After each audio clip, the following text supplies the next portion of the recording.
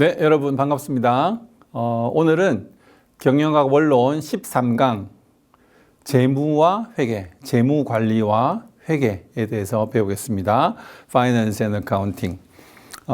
재무 관리라는 것은 조직 목표를 달성하기 위해서 조직의 활동에 필요한 자금을 효과적으로 조달하고 사용하는 이제 그런 내용이 되겠죠. 역시 조직의 성공에 꼭 필요한 누군가는 그 재무적인 자원을 마치 우리 몸에 있는 피, 혈액과 같다 이렇게 얘기하는 거죠. 서큘레이션, 순환이 되고 잘 원활하게 이제 융통이 되어야지 우리가 이제 활발하게 잘 살 수 있는 것처럼 혈액처럼 기업 내에서도 그 자금, 돈의 흐름이 굉장히 중요하고 관리가 되어야지 조직의 목표를 달성할 수 있다. 그렇게 볼 수 있습니다. 자, 오늘 공부할 내용 학습 목표를 한번 살펴보도록 하겠습니다. 첫 번째로 회계와 재무 관리의 기본 개념에 대해서 공부해 보겠습니다. 회계와 재무 관리의 정의, 역할, 그리고 조직의 재무 건전성이나 성과에 이 재무 관리와 회계 프로세스가 어떤 영향을 미치는지 공부를 하고요. 두 번째로 재무 관리의 구성 요소, 그리고 자금 조달 방법, 특히 재무관리 기능이 있거든요. 이제 그 부분을 좀 살펴보고 또 특히 자금을 어떻게 조달할 것인가 재무관리에서 중요한 이슈입니다. 그거 한번 살펴보겠습니다. 자, 그러면 회계로 넘어가서 회계 정보, 회계 프로세스가 있죠. 그러면 회계 정보가 나오게 되는데 그 정보를 어떻게 활용하는가, 그리고 그 정보의 결과로서 나온 재무제표, Financial Statement라고 합니다. 그 재무제표, 그런 더큐먼트 들에 대해서도 공부를 해보겠습니다. 그리고 그 회계 프로세스와 재무 관리의 목표로서 나온 그 결과 재무제표들을 분석, 재무 비율이라 그러죠. 분석을 통해서 기업의 상황을 파악하고 성과를 평가하고 미래를 예측하고 하는데 그 정보를 사용하거든요.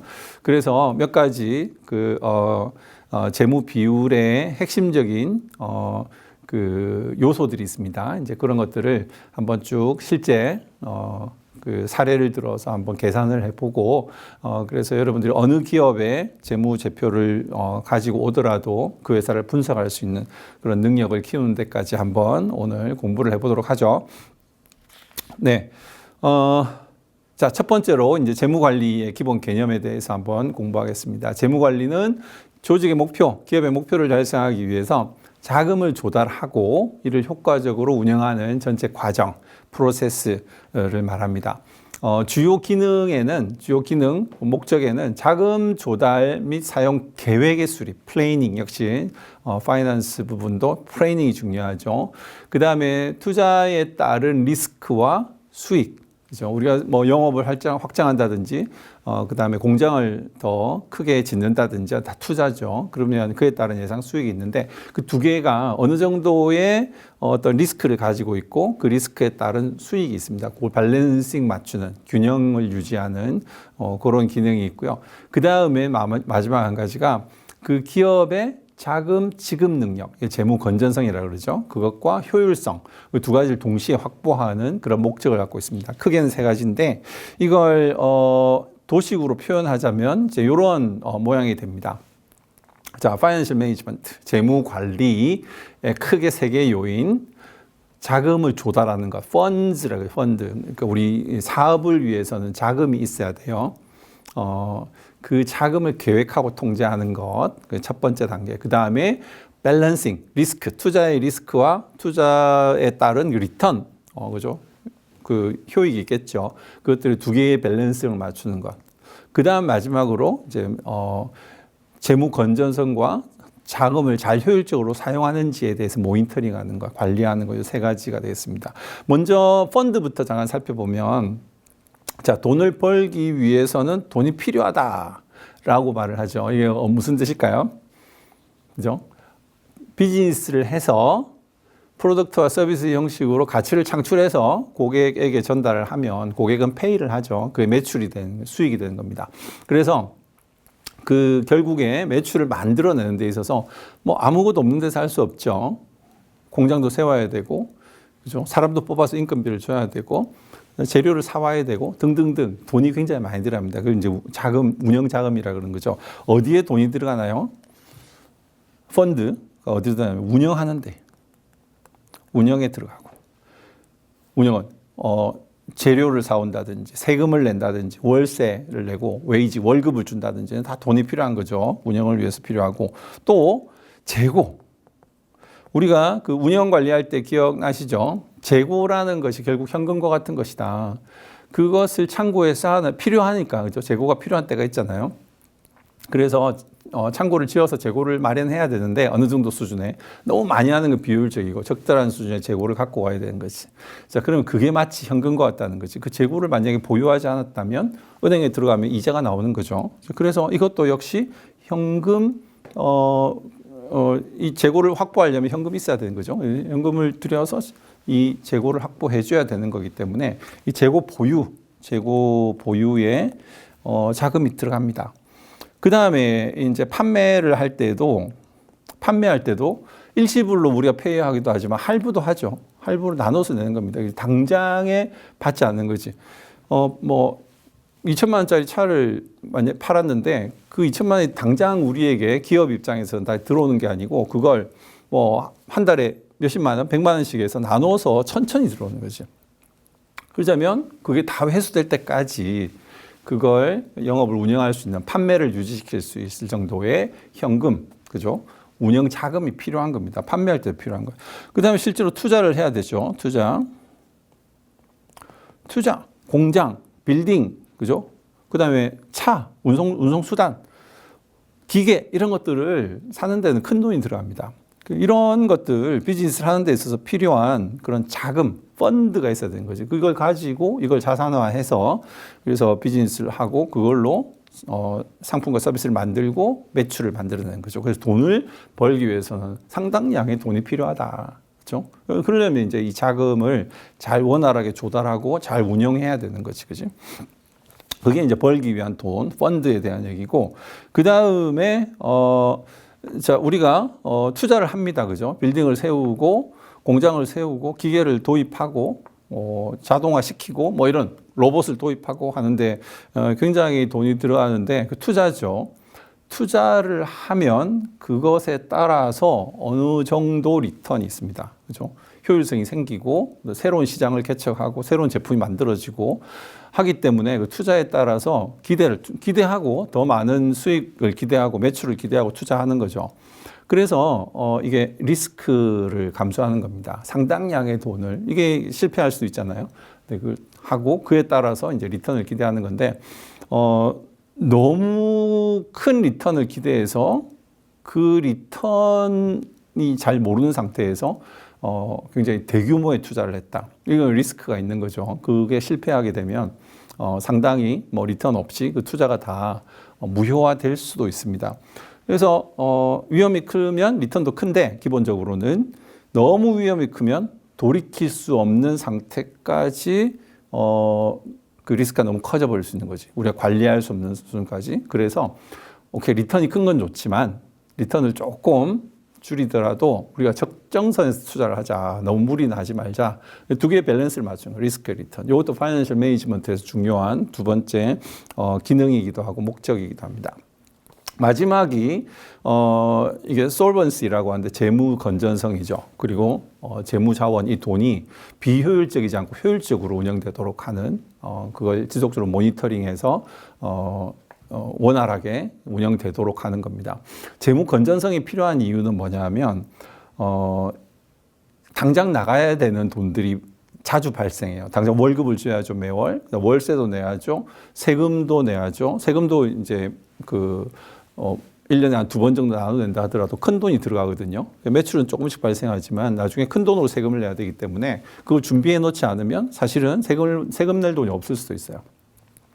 그런 경우 월급을 못 준다든지 월세를 못 준다든지 그다음에 재료를 사왔는데 그 재료비를 당장 주지를 못한다든지 이러면 뭐가 발생하죠?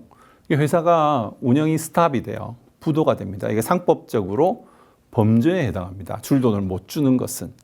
그래서 이거 회사가 아무리 받을 돈이 미래에 많이 있어도 지금 당장 이번 달에 뭘 주지 못하면 그것은 회사의 재무 건전성이 굉장히 나쁜 것이고 굉장히 큰 리스크를 가지고 오거든요. 그래서 솔번시, 재무 건전성을 가져가는 건 굉장히 중요합니다. 그리고 엉뚱한데 렐러번트하지 않은 곳에 돈이 막 새어나갈 수 있잖아. 그러니까 그것들을 잘 막아서 꼭 필요한데 돈이 투자가 되고 사용될 수 있도록 계속 모니터링하는 것. 이게 재무 관리의 주요한 목적이다라고 볼 수 있습니다. 자, 그러면 이제 그 아까 말씀드린 재무 계획을 세워야 되는 거죠. 플래닝을 해야 되는 거죠. 이 재무 계획이 다른 모든 펑션, 그죠? 우리가 오퍼레이션 얘기하고 있는데 이 뒤에 부분, 펑셔널 부분, 마케팅이든 운영이든 조직 관리든 인사 관리든 다 계획이 중요한 부분이죠. 계획이 있어야지 실행이 되니까 여기도 파이낸셜 플래닝 이 중요한 이슈가 됩니다. 재무 계획 내용을 한번 들여다보겠습니다. 자, 재무 계획은 기업이 재정적인 목표를 설정하고 이를 달성하기 위해 하는 모든 전략들, 로드맵, 그걸 말하는 거죠. 자, 이 재무 계획 안에는 뭐가 있어야 됩니까? 미래를 좀 내다봐야 돼. 예측, 포캐스팅 할 수 있어야 되고요. 포캐스팅한 결과에 따라서 재무적인 플랜을 세우는 게 이제 버제팅, 예산이라고 하는 거죠. 예산을 세우고 그다음에 실제로 이게 실행이 되겠죠. 그러면은 예산과 실제를 비교해서 어느 부분에서 너무 많이 예산을 초과해서 나갔네. 또는 어떤 부분은 예산보다 덜 쓰였네. 이거 예산이 좀 잘못된 거다든지 환경의 어떤 예측하지 못했던 상황이 발생한 거지. 그것을 컨트롤하는 것, 재무 통제 이렇게 들어가는 거죠. 예측과 예산 부분입니다. 예측은 수입이라든지 들어올 돈이라든지 그다음에 나갈 돈 비용이라든지 뭐 경비 등등등 뭐 많죠, 그죠? 들어올 나갈 돈들이 많이 있어요. 기업 활동을 하면 그것들을 미리 예측하는 겁니다. 실제 현재 시점에서 아직 발생은 안 했지만 미래에 어떤 일이 벌어져서 얼만큼의 돈이 왔다 갔다 할 건지를 예측해 보는 거죠. 그 예측의 결과가 그림으로 만들어진 게 이게 버제팅이라고 하는 거죠. 자, 버제팅의 그림을 먼저 한번 살짝 보겠습니다. 자, 흡스 인코퍼레이션. 그래서 현재 시점은 이제 2월 말 3월 초인 것 같아요. 그죠? 요 시점이 이제 현재 시점이죠. 자, 그럼 3월 달, 3월, 4월, 5월에 대해서 이제 예측을 하는 겁니다. 포캐스팅을 했어요. 그래서 들어올 돈, 캐시 컬렉션과 캐시 페이먼트, 들어올 돈, 나갈 돈, 현금에 대한 이게 버제팅이죠. 세일즈 하면 나가고 그 다음에 매출했던 게 다시 돈이 들어오면 또 돈이 들어오고 이렇게 된 거죠. 판매를 한다든지 아니면 매출했던 외상으로 줬던 게 돈이 들어오면 들어오는 거고 그 외에도 나갈 돈이 많다 그랬잖아, 그렇지? 월급도 있고 그 다음에 재고도 우리가 쌓아놔야 되고 그다음에 월세라든지 세금이라든지 등등등 굉장히 많은 비용이 나갑니다. 나갈 것. 그러니까 들어올 돈과 나갈 돈 두 개를 비교하면 수입과 지출을 딱 비교해 보면 이제 넷 캐시가 나오겠죠. 자, 이 경우는 사실 보니까 나갈 돈이 들어올 돈과 비교해서 굉장히 많이 있어요. 3월 달에 좀 문제가 있어 보이죠. 그래서 거의 적자, 그러니까 13,500, 불 정도 되겠네요. 그죠? 상당히 많이 현금이 부족한 상태입니다. 근데 비기닝 캐시 밸런스라고 2월 말, 3월 초에 한 10,000 정도는 보유가 되어 있어요. 그래서 13,500까지는 아니고 한 3,500 정도 부족합니다.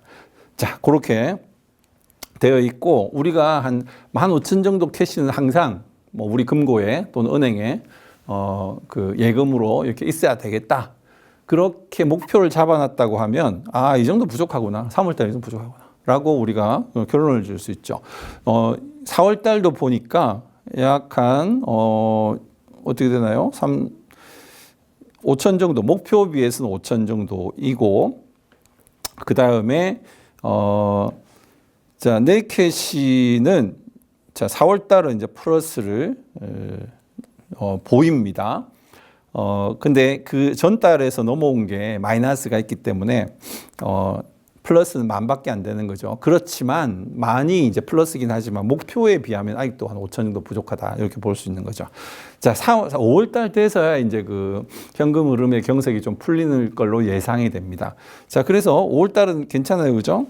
기초도 한 10,000 정도 있었고 정도 있었고, 그 다음에 넷캐시도 플러스고, 그래서 한 2만 정도를 보유할 거로 보여요. 그럼 목표에 비교하면, 오케이, 5,500 정도 더 추가로 있다. 너무 현금을 많이 갖고 있는 것도 안 좋아요. 그죠? 이것도, 자금을 효율적으로 못 쓰는 거거든요.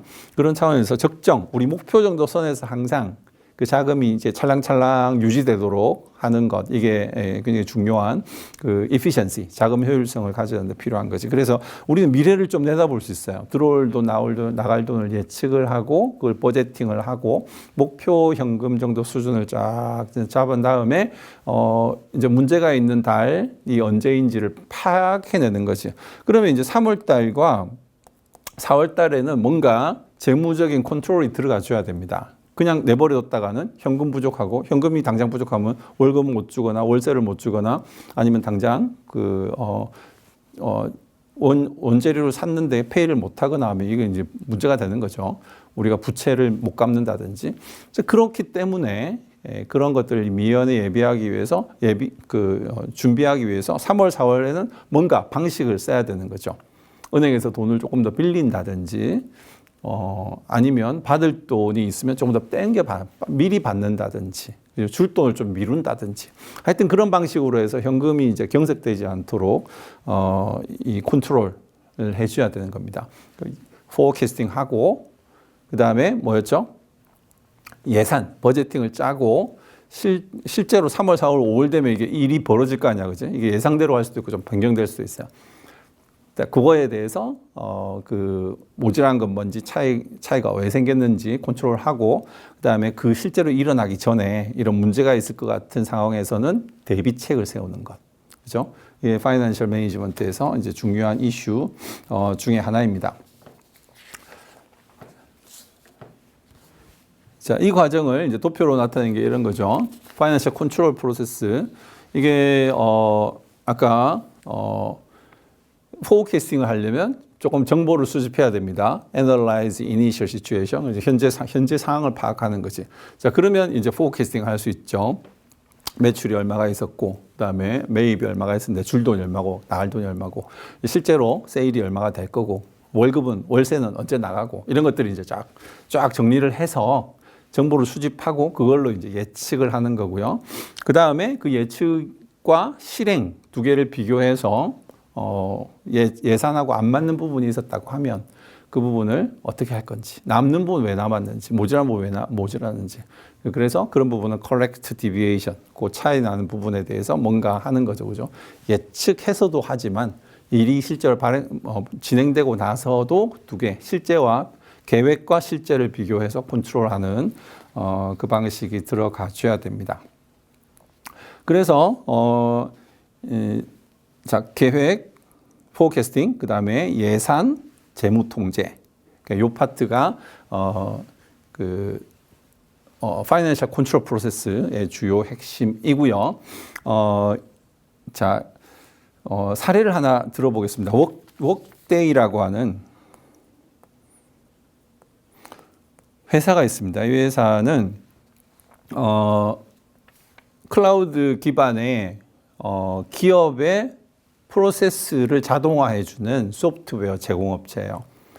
웹 기반, 클라우드 기반입니다. 그래서 인사관리라든지 재무관리, 자재관리 뭐 이런 것들을 이 웍데이라고 하는 회사를 통해서 중소기업들, 중견기업들 이 서비스를 가지고 실제 회사 운영에 어떤 자동화 서비스를 하고 있는 거죠. 자, 웍데이가 굉장히 갑자기 사이즈가 커졌는데 이건 코로나 때 코비드-19에 모든 게 비대면으로 바뀌면서 오히려 이 서비스가 활성화됐던 거예요. 그래서 매출도 늘어나고요, 현금 유동성도 늘어나고, 그다음에 직원의 수도 변경이 된 거죠. 그래서 이런 변화에 대해서 예측하고, 이런 변화가 우리 회사의 재무 상태, 전략 이런 것에 어떤 영향을 줄 건지를 분석하고 포캐스팅하고 버제팅을 합니다. 그래서 다양한 시나리오로 모델링을 하고 손익과 현금 흐름에 어떤 영향을 미칠 것인가, 이 변화가, 이 사회 문화적인 변화, 그렇죠? 그 헬스에 관련된 굉장히 큰 팬데믹이 우리 회사의 현금 흐름에, 손익 흐름에 어떤 영향을 미칠 건지를 쫙 시나리오별로 하고 필요 인력을 예측한다든지 아니면 현금의 흐름을 통해서 회사의 전략을 수정하고 맞춰 나간다든지 적정 현금에 따른 규모의 어떤 변경 뭐 이런 것들에 대해서 예측하고 그 시나리오에 따라서 모델링을 한 겁니다. 그래서 신속한 정보에, 회계 정보에, 재무 정보에 기반한 의사결정을 할 수 있었다. 이런 환경 변화는 뭐 기술일 수도 있고요. 이 회사 같은 경우는 팬데믹인데 변화가 있죠. 변화에 대해서 민감하게 파악하지 못하고 애널라이즈 하지 못하고 포캐스팅 하지 못하면 사실 파이낸셜 플래닝을 할 수가 없어요. 컨트롤도 할 수 없는 거죠. 어떻게 상황이 돌아가는지 모르니까 이런 변화가 딱 닥쳤을 때 우리 회사의 현금 흐름에 재무 상태에 어떤 변화가 있을 건지를 예측하고 그런 회계 정보, 재무 정보를 기반으로 전략을 수정하는 겁니다. 의사결정을 하는 겁니다. 그래서 이게 파이낸셜한 정보가 회사의 전략, 방향성을 결정하는 데도 큰 역할을 하고 있는 거죠. 웍데이 케이스를 보면서 환경에 빠른 속도로 재무적으로 적응한 그런 사례를 볼 수 있었습니다. 재무 현황을 딱 파악하는 겁니다. 자, 그러면 이제 주요 이슈 중에 하나, 자금 조달 파트를 보기로 했었죠. 자, 그 부분 한번 보겠습니다. 자, 자금을 조달할 수 있는 방법은 단기와 장기가 있습니다. 단기적으로 조달하는 방식은 자, 상업신용, 다른 말로 외상이에요, 외상. 물건을 받았어요. 오케이, 다음 달에 주겠다. 그러면 이게 돈을 그 금액만큼을 한 달 정도 빌린 것하고 같은 상황이 되는 거지. 실제로 은행에 가서 한 달 정도 돈을 빌려 올 수도 있어요. 그죠? 단기 대출이죠. 그렇게 할 수 있고, 팩토링이라는 것도 있습니다. 내가 뭘 팔았어요. 그죠? 그러면 매출이 발생하죠. 그 매출 채권 아직 돈은 안 받았어요. 만약 한 달 뒤에 받기로 했어. 그러면 어떻게 할까요? 이 팩토링? 실제로 한 달 뒤에 돈을 받을 수도 있어요. 기다렸다가 약속이니까 매출한 것에 대해서. 근데 너무 현금 흐름이 좀 경색이 되어 있어. 그래서 당장 돈이 필요할 것 같아요. 그러면 이걸 금융기관에다가 이 매출 채권을 팔 수가 있어요. 그걸 팩토링이라고 합니다. 그러면은 거기에 수수료라든지 뭐 어떤 피 같은 거 빼고, 그죠? 이자 같은 거 다 빼고 주겠죠. 만약에 100만 원이다. 1000만 원 매출했다.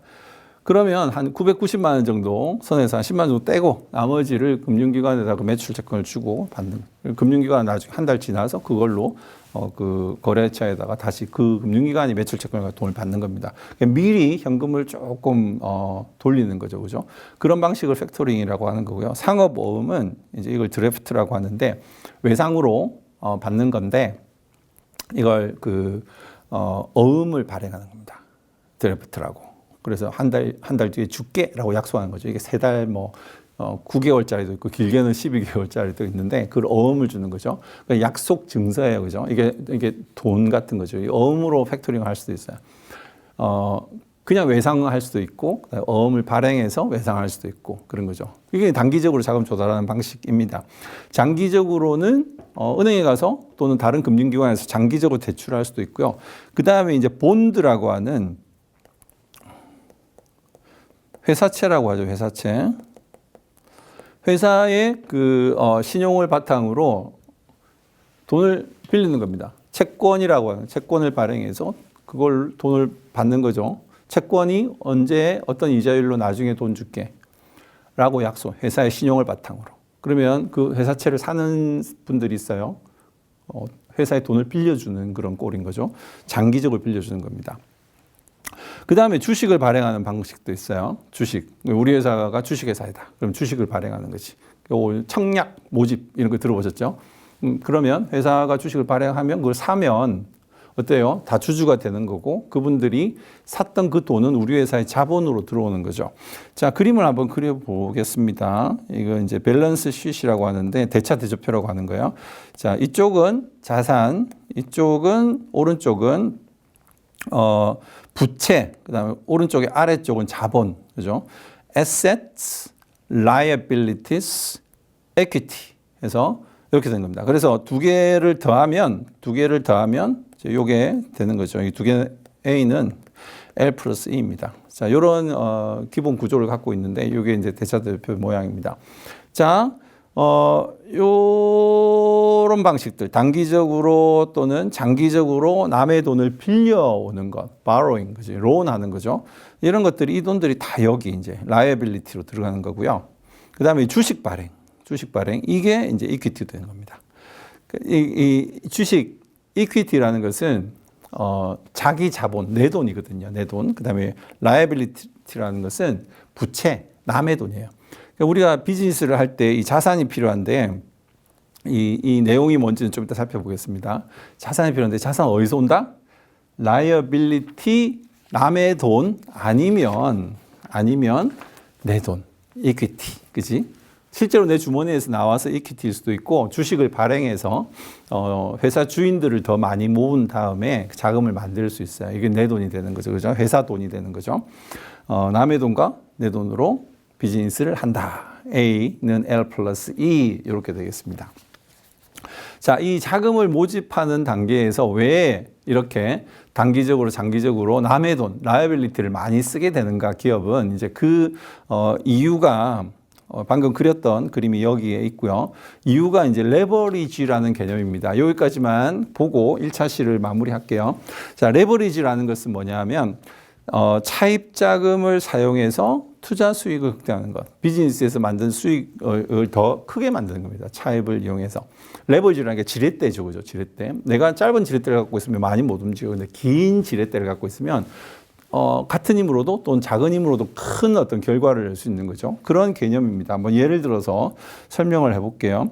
우리가 10%의 이익을 만들 수 있다. 이익률이 10%다.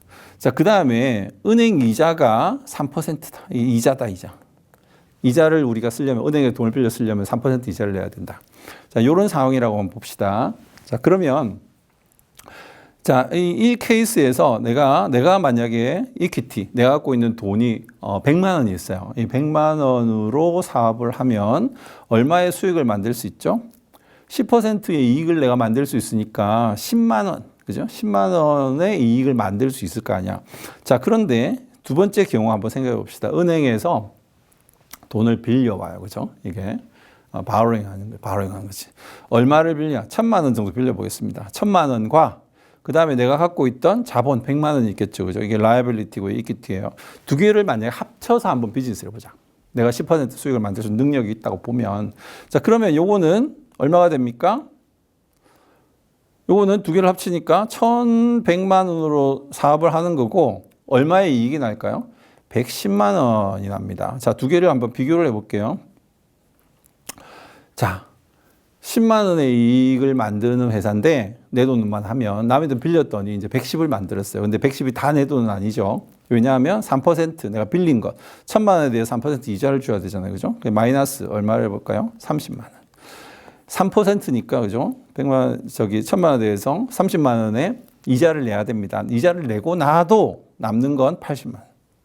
그러니까 결론적으로 자, 이렇게 레버리지가 없는 상태에서 비즈니스를 하면 10만 원의 이익을 만들어냈는데 이제 내가 10% 이익을 만들 수 있는 능력이 있다고 하면 80만 원까지 만들 수 있게 되는 거죠. 그죠? 그러면 남의 돈을 끌어서 좀 사이즈를 키웠을 때 훨씬 결과는 크고 좋을 수 있다. 그게 이제 레버리지의 개념입니다. 그래서 많은 기업들이 돈을 빌려서 자기 돈만 가지고 하는 회사는 많지 않고요. 상당 부분 은행이라든지 장단기 방식으로 자금을 모집을 하는데 빌려서 그 좀 사이즈를 키워서 비즈니스를 하는데 그 이유가 뭐다? 내가 수익을 만들 수 있는 능력이 있는데 이걸 더 극대화해보자. 더 좀 키워보자. 라는 개념입니다. 그런데 내가 수익을 만들 수 있는 능력이 없다든지 또는 너무 리스크가 큰 경우에 이자만큼의 페이를 못할 만큼의 결과가 나올 수 있잖아요. 그러면 이제 잃는 거죠. 오히려 키울수록 더 많이 손해를 보는 겁니다. 그래서 수익 확대가 가능하지만 실패할 시에 손실도 크다. 수익이 큰 만큼 그걸 기획해야 되고 초보, 처음 투자, 아직 경험이 없거나 아니면 불확실성이 높은 환경에서는 좀 신중해야 된다. 그래서 아까 솔vency 얘기했었죠. 재무 건전성. 재무 건전성의 차원에서 지금 어느 정도의 레버리지를 갖고 갈 건가 이걸 재무적으로 결정을 해야 되는 겁니다. 레버리지 너무 크게 갖고 가면 그렇죠? 내가 수익을 만들 수 있는 능력이 있기 때문에 큰 결과도 갖고 갈 수 있지만 그만큼 리스크도 커지는 거죠. 재무 건전성이 떨어지는 겁니다. 부채만 가지고 남의 돈 가지고 비즈니스 살려고 하다가 실패하면 굉장히 큰 사회적인 문제, 기업도 망하는 거죠. 그래서 신중할 필요가 있다. 적정선에 재무 건전성을 가지고 레버리지를 해야 된다. 이제 그 얘기를 자금 모집 차원에서 자금을 조달하는 차원에서 말씀을 드렸습니다. 자, 1차 시 잠깐 쉬고 2차 시에는 이제 회계 내용, 어카운팅에 대해서 좀 공부를 하고요. 3차 시에는 회계와 재무를 다 합쳐서 이제 기업 분석 얘기를 한번 해보도록 하겠습니다. 자, 수고하셨습니다.